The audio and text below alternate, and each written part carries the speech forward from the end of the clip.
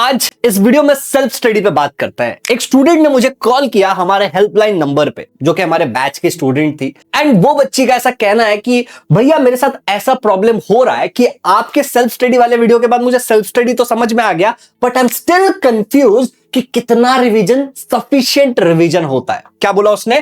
कितना रिवीजन एक sufficient revision होता है। तो बच्चे का जो मेन सवाल था that was related to revision. अब मैंने उस बच्चे को सबसे पहले पूछा कि बच्चा मुझे ये बात बता कि रिवीजन का मतलब तुझे क्या समझ में आता है और तू रिवीजन कैसे करती है। बच्चे का ये बोलना था कि भैया मैं तो क्या करती हूं, कल रात को जो पढ़ा सुबह में वापस रिपीट कर लिया। तो बच्चे ने कहा कि मैं वापस चीजों को रिपीट कर लेती हूं।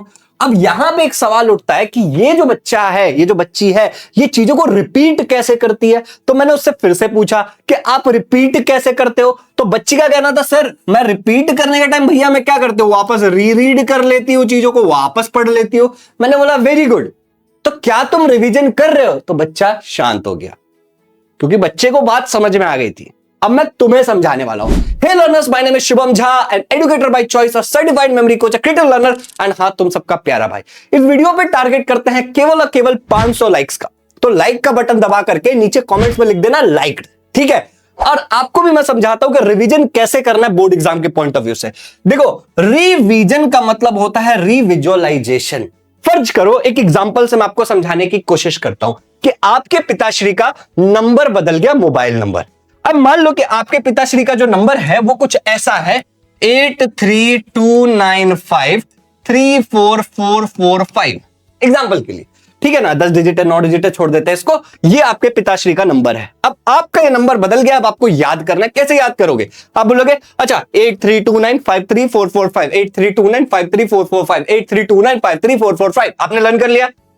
अब मान लो आपसे कोई 2 दिन के बाद, 2 दिन पश्चात आपसे कोई पूछने आता है कि बेटा पिताश्री का नंबर बताओ, तो आप क्या करोगे मुझे बताओ फट से? अरे रुको रुको रुको भैया, एक मिनट, हाँ 8392344495, हाँ अरे गलत बता दिया तुमने। तो तुम क्या करोगे? वापस देखोगे, सही नंबर को रिकॉल करोगे। मेरे शब्द पे ध्यान देना, सही नंबर को आप क्या करोगे?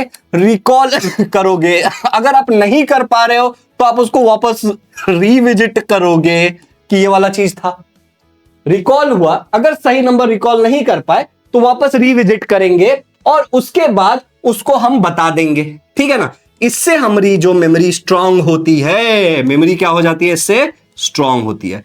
तो आपकी मेमोरी के पास 2 पावर है कुल मिला के। स्टोरी का सार बताता हूं अगर कंफ्यूज हो गए हो तो, कि मेरी जो मेमोरी है, ठीक है ना, मेरी जो मेमोरी है उस मेमोरी के पास 2 पावर है, MEMORY।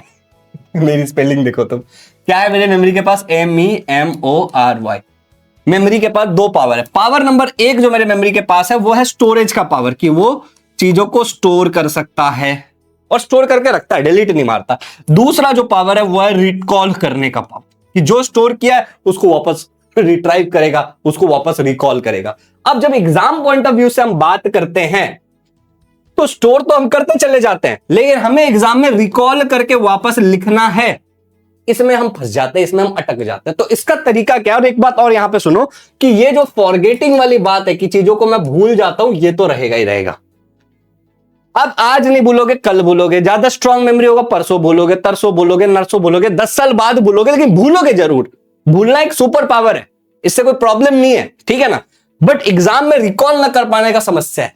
और रिकॉल करने के लिए आपका स्टोरेज जो है वो बहुत स्ट्रांग होना चाहिए और उस चीज को आपको बार बार रिपीट करना पड़ेगा। बार बार आपको रिपीट करना पड़ेगा। सिंपल है, गणित बहुत सिंपल है। मैं आपको एल्गोरिदम समझाता हूं, फॉरगेट ना करने का एल्गोरिदम या फिर फॉरगेटिंग को डिले करने का एल्गोरिदम। बड़ा सिंपल प्रोसेस है, बड़ा सिंपल प्रोसेस है। ध्यान से देखो, तुमने किसी भी चीज की स्टडी की, तो जब तुमने उस चीज की स्टडी कर ली, अंडरस्टैंडिंग कर ली, सब कुछ कर लिया, तो बेसिकली तुम कर क्या रहे हो? तुम उसको स्टोर कर रहे हो। तुमने उसको स्टोर किया। स्टोर करने के बाद तुम क्या करते हो? वो तुम्हारे मेमोरी में, अब मान लो वो स्टोर्ड है, ओके, दैट इज स्टोर्ड। अब स्टोर्ड होने के बाद तुमको समय समय पे तुम क्या करते हो? उसको रिकॉल करने की कोशिश करते हो। अब तुम कितना अच्छे से एग्जैक्टली जो तुमने स्टडी किया था वो तुम रिकॉल कर पा रहे हो, नहीं कर पा रहे हो, ये डिटरमाइन करता है एग्जाम में तुम्हें कितना नंबर मिलेगा, वैसे तुम लिखोगे, राइट। अब मान लो तुम रिकॉल कर रहे हो और तुमको लग रहा है कि अरे यार प्रॉब्लम आ रहा है, तो आपको क्या करना पड़ेगा? वापस यहां पे आना पड़ेगा, वापस स्टडी करनी पड़ेगी। अब वापस स्टडी करोगे, वापस वो इंफॉर्मेशन स्टोर्ड होगा, रिपीट होने के कारण वापस रिकॉल करने की कोशिश करोगे, मान लो प्रॉब्लम आ रही है, वापस स्टडी करोगे, मान लो कि तुम्हें कोई प्रॉब्लम आई ही नहीं, ठीक है ना, तुम बहुत अच्छे से रिकॉल कर पाए एंड यू आर हैप्पी, ठीक है ना, तुम रिकॉल कर पाए, यहां पे लूप एंड होता है।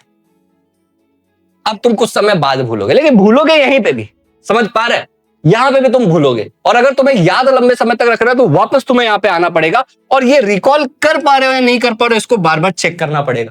तो भैया कैसे चेक करते हैं कि बार बार रिकॉल कर पा रहे हैं नहीं कर पा रहे?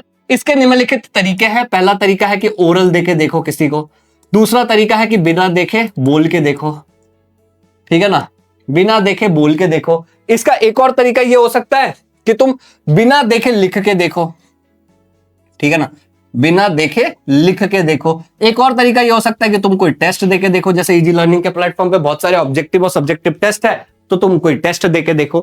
भूलोगे फिर भी, ये बात याद रखना, बस एग्जाम से पहले रिकॉल करने की क्षमता मत खो देना। तो एक कहावत भी है जो शायद मैं थोड़ा गलत भी बोल दूं, बट तुम समझना इस बात को कि करत करत अभ्यास निजमती होत सुजान, रसरी आबत जावत है सिल पर पड़त निशान। इसका जो मतलब है वो मैं आपको सही बताता हूं, इवन तो अगर मैं दोहा या फिर जो कहावत है उसको मैंने गलत कहा, दोहा है बेसिकली, कि करत करत अभ्यास, जब आप बहुत बार चीजों को रिपीट करते हो, बार बार जब आप रिपीट करते हो तो आप उसमें परफेक्शन हासिल करने लग जाते हो, आपका वो स्ट्रॉन्ग मेमोरी में चला जाता है, आप उसमें महारत हासिल करने लग जाते हो।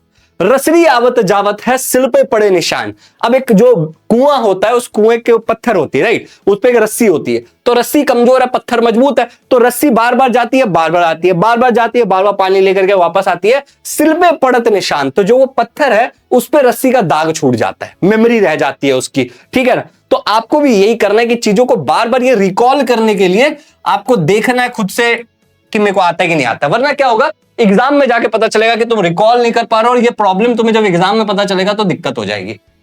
तो केवल पढ़ने से नहीं होगा, रिवीजन भी करना पड़ेगा। और एक सिंपल सी बात है, पहली बार अगर किसी चीज की पढ़ाई करने में तुम्हें 2 घंटा लग रहा है तो अगली बार शायद 1 घंटे में हो जाएगा, उसके अगली बार शायद आधे घंटे में हो जाएगा, उसके बाद शायद और कम हो जाए, ठीक है ना।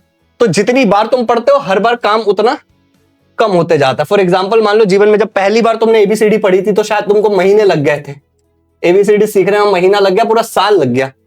आज अगर उसको रिवाइज करना होगा तो शायद मुझे लगता है 10 सेकंड्स भी काफी होगा कि तुम एबीसीडी रिवाइज कर लोगे। मान लो तुमको फोर्स का formula, force is equal to mass into acceleration, इस बात को याद करने में तुम्हें 15 मिनट लगे थे, रिवाइज करने में कितना टाइम लगेगा, 2 सेकंड लगेगा शायद। तो ये तो एक फैक्ट वाली बात है, तुम्हें पता है। मान लो तुमको 20 तक टेबल याद है, पहली बार जब तुम याद करने गए थे तो तुमको शायद 2 दिन लग गए थे, आज तुम इसको शायद आधे घंटे में कंप्लीट कर लो, वापस रिकॉल कर लो और तुम कर लो, तो कम समय लगता है। बाकी अगर आप इजी लर्निंग में कोर्सेज वगैरह ज्वाइन करना चाहते हो, यहाँ पे इस वीडियो को खत्म करता हूं, तो हमारे एजुकेशनल काउंसलर से 8527529111 इस नंबर पे कॉल करके आप बात करो। डिस्क्रिप्शन में एप्लीकेशन का और वेबसाइट का लिंक है, उस पर विजिट जरूर करना चीजों को चेक करने के लिए। बाकी आप जो भी प्रॉब्लम फेस कर रहे हो आप मुझ तक पहुंचाओ, मुझे बताओ, हमारा व्हाट्सएप चैनल, उस पर मैं टाइम टू टाइम क्वेश्चन पूछता रहता हूं, एंड मैं आप लोगों के लिए वीडियो बना के ऐसी तरीके से लाता रहूंगा। हैप्पी लर्निंग चैनल को जरूर सब्सक्राइब करना, और जो लोग यहां तक देख रहे हैं लिख देना एंड तक देखा है, एंड तक देखा है। मुझे चाहिए जो लोग एंड तक देख रहे हैं वो लिखेंगे, ठीक है ना, एंड तक देखा। Happy learning.